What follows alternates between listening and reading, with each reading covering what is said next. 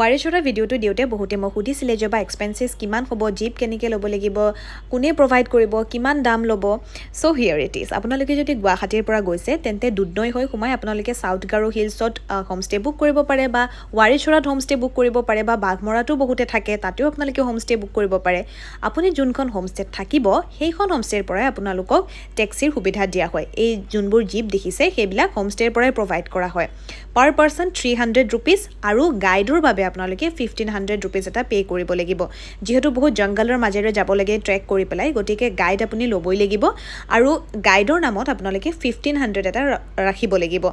আৰু এনেকুৱা ধৰণৰ ৰাস্তা আছে আৰু বহুত জংগলৰ মাজেদি যাব লাগে কাৰণে ৰাস্তা হেৰুৱাৰ চান্স বহুত থাকে, সেইকাৰণে গাইড লাগিবই মাষ্ট। এইজন আমাৰ গাইড আছিলে।